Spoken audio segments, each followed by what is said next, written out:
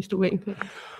Welcome back to the Undercover Policing Inquiry. We're on the second day of Tranche 3, Phase 2. Today we'll be hearing from Monica, not her real name, pseudonym, one of the women who was deceived into a long-term intimate relationship by the undercover officer, Jim Boyling. She was an activist with Reclaim the Streets, many other things. I'm joined by Carolyn from the Campaign Opposing Police Surveillance. And also one of the Reclaim the Streets co-participants. Yes. It's been a while since you've been at the inquiry. Yes, I've been following it, trying to follow it online, which is always a challenge. Just as bad as it was before, really. I mean, yeah, there's it continues to be challenging. In terms of today's hearing, so this is, I guess, the beginning of looking at the infiltration of Reclaim the Streets and the deployment of Jim Boyling.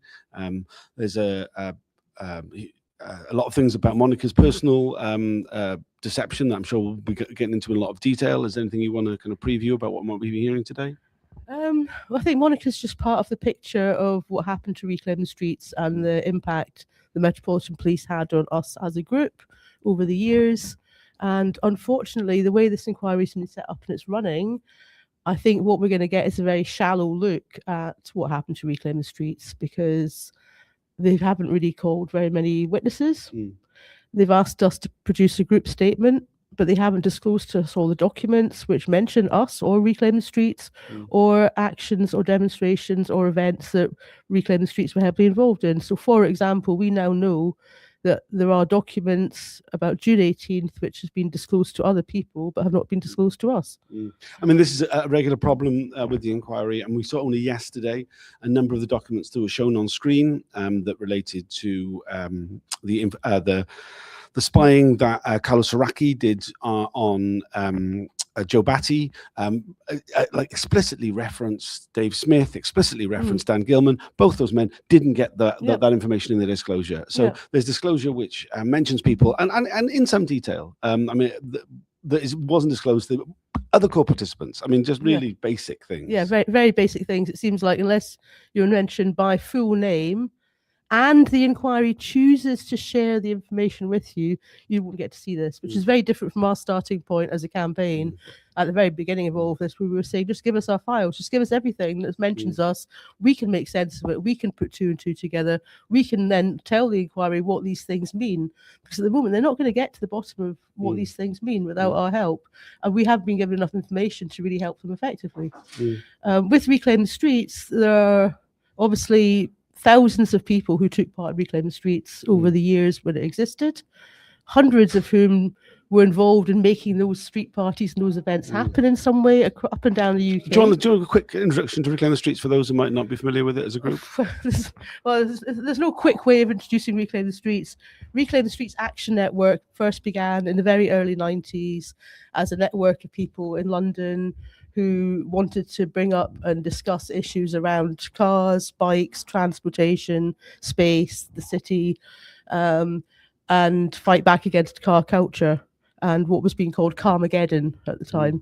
And the first demos and actions were about, occupying Waterloo Bridge or visiting the London Motor Show and maybe visiting parts of London that were really heavily polluted by traffic, and trying to take space back and trying to show people that this is an alternative way of doing things, create space for people and pedestrians and cyclists and all the rest of it.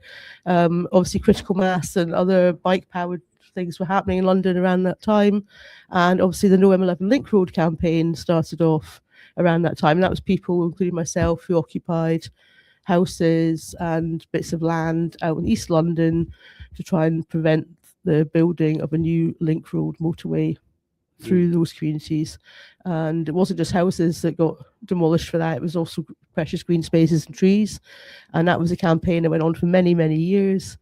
And I think some people might have heard about the occupation of one street in particular called Claremont Road, because that was one of the last streets to get evicted.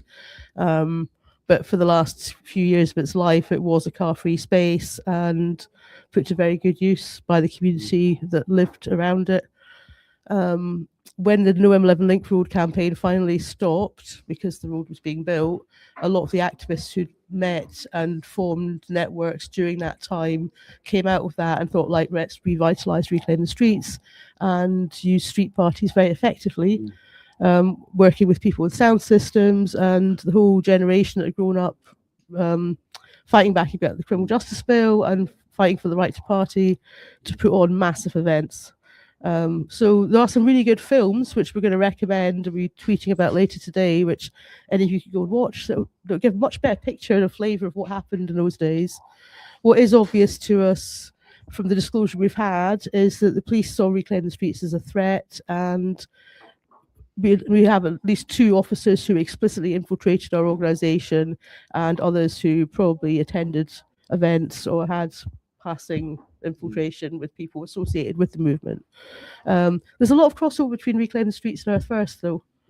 For many years, Reclaim the Streets was kind of the de facto Earth First group for London, and a lot of us were really involved in making Earth First gatherings happen and being part of that wider network across the UK. Obviously, Earth First was heavily infiltrated, not just by the SDS, but by the other unit, the NPOIU, which we're due to hear about in Tranche 4. But Earth First hasn't been given co-participant status. So yet again, we've got that problem that there's documents not being disclosed and we're not getting a chance to build up the picture. So with the witnesses that we were due to hear this week, originally we were due to hear from 2 women who Jim Boyling had deceived, Monica and Rosa. Rosa's not going to be giving evidence this week anymore. Monica still is. But we've only got 2 other witnesses who have been given half a day each to talk about their experiences. And we've tried to say to the inquiry, look, there's no way that any one person or any 2 people could possibly supply the information you might need about Reclaim the Streets, because, you know, you need to find, you know, a series of people to really cover all the different things that took place. We're not going to get that. And although Jim Boyling is being questioned for 4 days, that's 4 days of him spinning whatever stories he wants to spin. There's very little time given to us to say this is what happened. Side of it. So Jim Boyling did deceive 3 women that we know of into long-term intimate relationships. Monica, who is giving evidence today, Rosa, who was meant to be giving evidence on Thursday, isn't now, and Ruth, who won't be giving evidence at all. Monica was a Reclaim the Streets activist. She was deceived into an intimate relationship by Jim Boyling in 1995-96. Her evidence will start from 10:10. There's a 10-minute delay, so we better go in and get ourselves ready for the hearing. Thanks for joining us. We'll do another video at the break, lunchtime, and in the afternoon breaks, and at the end of the day. Thanks for joining us. See you all in a bit. Thanks.